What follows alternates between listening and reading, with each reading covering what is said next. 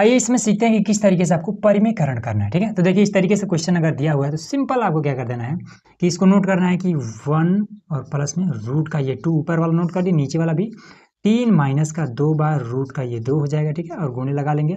अब इसमें क्या है, माइनस है। ठीक है, तो प्लस में इस तरीके से लिख देंगे 3 और प्लस में 2 रूट का 2 बटे लगा करके, और 3 प्लस में 2 रूट का 2 ये लिख देंगे। ठीक है, अब इसके बाद क्या करेंगे कि इन दोनों का आपस में हम गुणा करा देंगे।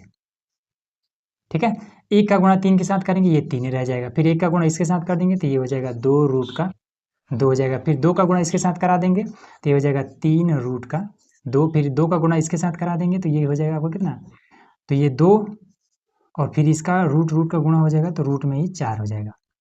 अब नीचे आइए, देखिए यहाँ पर क्या लिखा हुआ है, ये मान लेते हैं ए है, ये मान लेते हैं बी है। यहाँ पर ए है, ये बी है। ठीक है, दोनों सेम है ना, दोनों सेम है, बस चिन्ह का ये अंतर है। ठीक है, तो आपको एक फॉर्मूला पता होगा कि ए प्लस का बी अगर दिया हो और ए माइनस का बी अगर दिया हो तो बराबर में हम ए स्क्वायर माइनस का बी स्क्वायर ये लिख सकते हैं। ठीक है, ये लिख सकते हैं ना। तो उसी तरीके से ए माइनस का बी है और ए प्लस का बी है, तो इसको हम क्या लिख सकते हैं, ए स्क्वायर मतलब कि 3 का स्क्वायर माइनस में बी स्क्वायर मतलब कि 2 और रूट में 2 का स्क्वायर, ऐसे लिख सकते हैं। अब इसमें देखिए 3, ठीक है, और इसको एक बार लिख लेते हैं कि 3 और प्लस में 2 बार रूट का 2 और 3 बार रूट का 2 कितना हो जाएगा, 5 बार रूट का 2 हो जाएगा। ठीक है, और यहाँ पर ये वाला आपका 2 और रूट से बाहर ये निकलेगा तो कितना हो जाएगा, 4 जब रूट से बाहर निकलेगा तो 2 के रूप में हो जाएगा। अब यहाँ पर देखिए 3 के घात में 2 मतलब कि 9 हो जाएगा। फिर 2 दूना 4 हो जाएगा।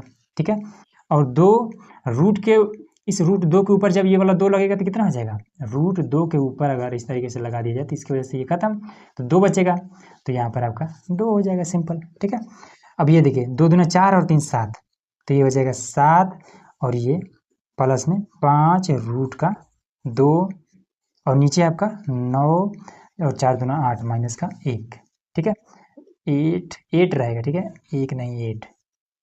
ठीक, अब यहाँ पर कितना हो जाएगा आपका 7 प्लस में 5 रूट का 2, यही आपका आंसर हो जाएगा। ठीक है, नीचे हम घटाएंगे 9 में से 8 घटेगा बचेगा 1, तो नीचे 1 का मतलब कुछ नहीं, यही आपका आंसर हो गया। ठीक है, इस तरीके से इसका आंसर कितना आएगा आप लोग स्वयं करिए, कमेंट कीजिएगा इसका।